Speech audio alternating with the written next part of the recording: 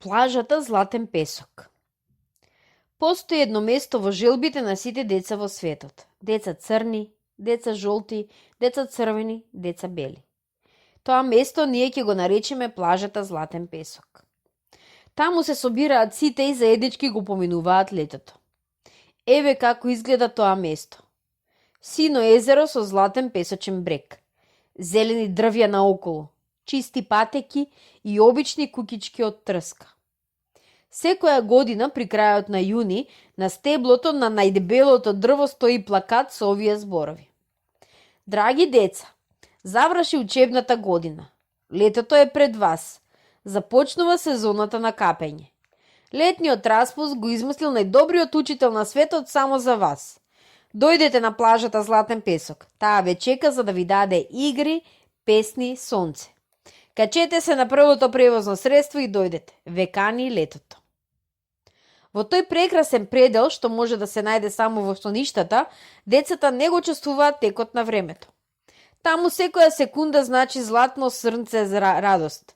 Да, токму златно зрнце како што е и златен и песокот. А од песок децата умеат да градат чудни работи. Најубави кули во кои живеат сказните од детскиот свет. Големи паркови со водоскоци од лимонада и малинов сок. Канали по кои пливаат белите кајчиња на соништата. Градови во кои живеат заеднички џинови и џуџиња од чоколадо. Градини во кои цветаат најличните и најмиризливи цвеќиња. И на првиот ден од училишниот распуст децата тргнуваат на пат. Децата патуваат по зраците на сонцето и по зраците на месечината. Децата патуваат по најубавите на своите најубави желби и најубави соништа. На најчитен начин започнува денот на плажата Златен песок.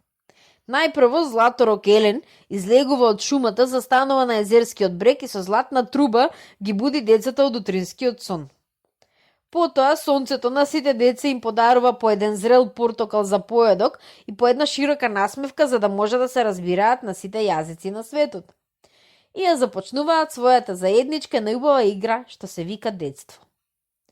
На високиот јарбол, издигнат во центарот на населбата, се вее знамето на синото небо и на него со големи златни букви пишува: Сонцето еднакво грее за сите деца на светот и еднакво грее за сите татковци и мајки. Само 3 дена по пристигањето на еден заеднички собор, децата решија со своето радио да ги дадат следните прогласи. Драги татковци, овозможете детството на вашите деца да биде среќно, весело и не дозволувајте темните облаци на атомските печорки да го засенчуваат сонцето.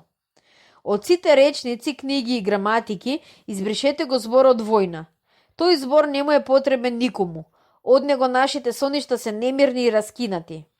Не растурите им ги гнездата на птиците по пустите острови и не труете им ја водата на рибите во океаните. Фабриките за бомби и пушки претворите ги во фабрики за бомбони и чоколада, за балони и книги, за кукли и телевизори.